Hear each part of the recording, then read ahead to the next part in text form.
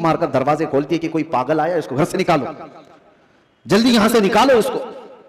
तो सारे लोगों ने पकड़ करके इनको निकाल दिया कि पागल नौजवान घर के अंदर कैसे घुस आया।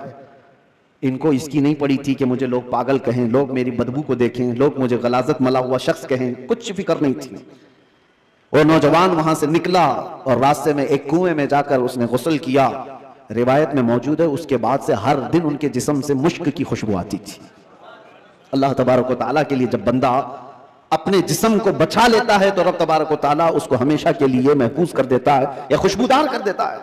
यह बात मैं इसलिए अर्ज कर रहा हूं कि जिन लोगों ने ख्वाहिशात पर कंट्रोल पा लिया, वो थोड़ी देर की तकलीफ तो हो सकती है, लेकिन हमेशा के लिए अल्लाह अज़्ज़ व जल ऐसी इज्जत बख्शता है कि आप उसको गुमान भी नहीं कर सकते, गुमान भी नहीं कर सकते। आज हमारे रूहों की तरबियत की जरूरत है, जिस्म से ज्यादा रूह की तरबियत करो।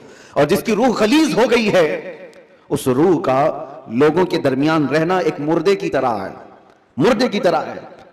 इसीलिए मैंने देखा है, तारीख में आपको पता है, हजरत साबिर कलियरी रहमतुल्लाह तआला अलैह के मुतालिक आपने सुना होगा कि आपसे आपके मुरीद ने पूछा था कि फना और बका क्या चीज है, तो आपने फरमाया था कि मैं तुमको बाद में बताऊंगा। फना और बका, फना का मतलब खत्म हो गया, बका का मतलब बाकी रहने वाला। तो आपका इंतकाल हुआ, आपका गुस्ल कफन सब करके जनाजे के लिए रखा गया, तो कौन आगे बढ़े नमाज पढ़ाने के लिए? सफ़ें लगी हुई थी, हजारों की तादाद में लोग मौजूद थे। एक घुड़सवार आए, चेहरे पर कपड़ा पड़ा था, सीधे वो इमामत के आगे बढ़ गए, नमाज पढ़ा लिया। सारे लोग उनके पीछे नमाज भी पढ़ ली, किसी ने पूछा नहीं।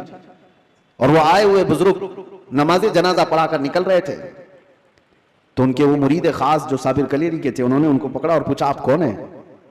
हमारे पीरो मुर्शिद की नमाज जनाजा पढ़ाने वाले आप कौन है? अचानक आए और पढ़ाकर जा रहे हैं। कपड़ा उन्होंने चेहरे से हटाया तो वो साबिर कलेरी ही थे, साबिर अलाउद्दीन कलेरी। हो सकता है आज के मॉडर्न जमाने में लोग इसको कहानी से ताबीरते हैं। आपने फरमाया, तुमने मुझसे सवाल किया था ना फना और बका क्या चीज है, वो जनाजे में जो है वो फना है और ये तेरे सामने है ये बका।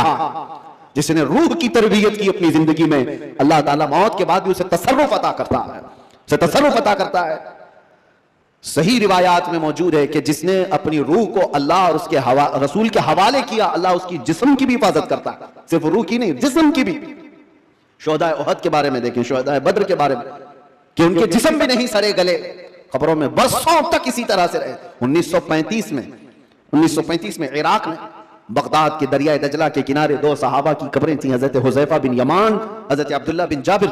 उनकी कब्रों में पानी भर गया था तो कब्रें खोली गई थी। 1935 की बात कर रहा हूं, तकरीबन 1300 साल के बाद उनकी कब्रें खोली।